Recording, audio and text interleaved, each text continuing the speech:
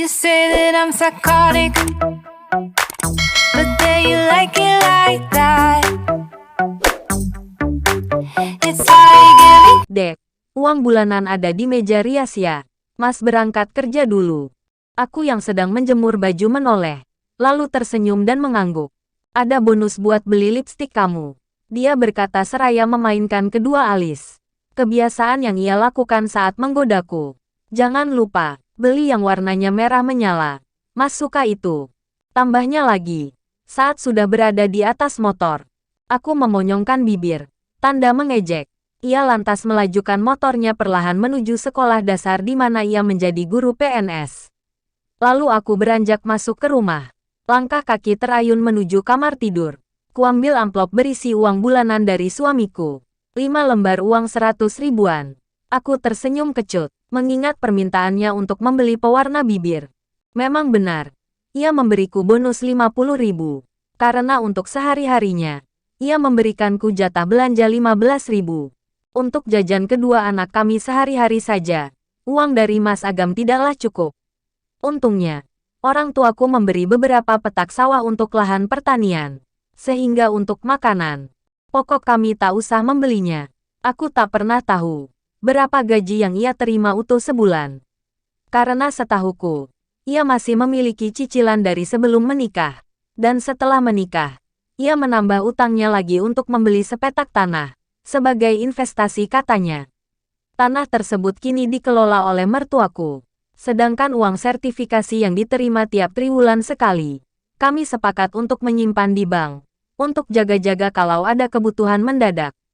Untuk memenuhi kebutuhan sehari-hari, aku mengajar di salah satu TK milik Yayasan PKK Desa.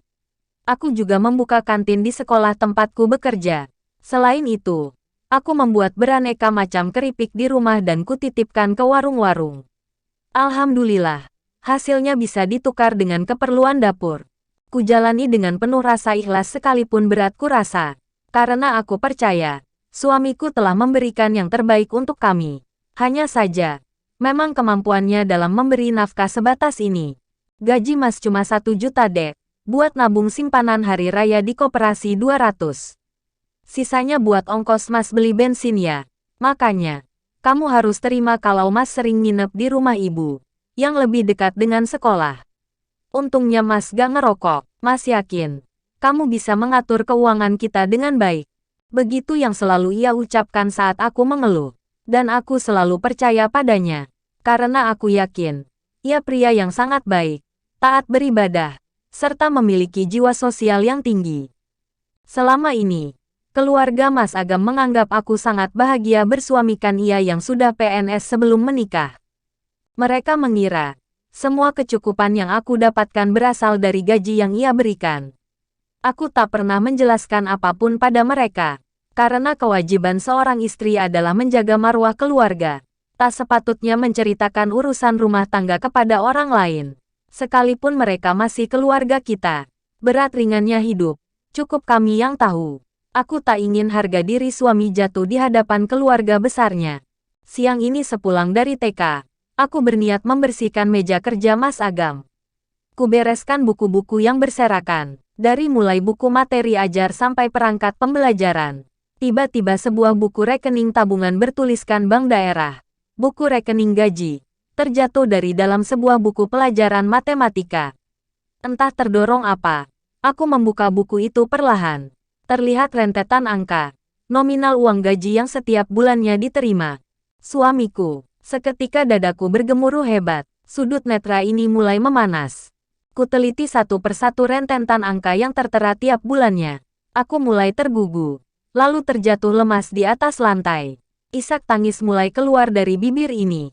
Sekali lagi, kulihat transaksi uang yang tiap bulan diterima dan diambil suamiku dari bank tersebut. Untuk memastikan apakah aku salah melihat atau tidak. Deretan angka dalam kisaran 2.700.000-an. Bila ada lebih kurangnya hanya selisih 100.000 tiap bulannya. Sukses membuat dada ini sesak. Dalam sekejap, luluh lantak sudah kepercayaan yang kuberikan padanya. Ia selalu mengatakan sisa gajinya hanya 1 juta. Ternyata, 8 tahun menikah dengannya. Aku telah dibohongi. Dipaksa berjuang sendiri demi terpenuhinya kebutuhan makan kami berempat. Dan dengan begitu, aku pun tahu, hanya separuh dari uang sertifikasi yang ia berikan padaku untuk ditabung. Mengapa ia begitu tega membohongiku? Membiarkanku berjuang dan banting tulang sendirian. Kemana larinya uang itu? When there's no more hope is left in me, I can see what comes my way, and I'm always lost. There's nowhere else to go. All I do is fall. Feels like I can make it.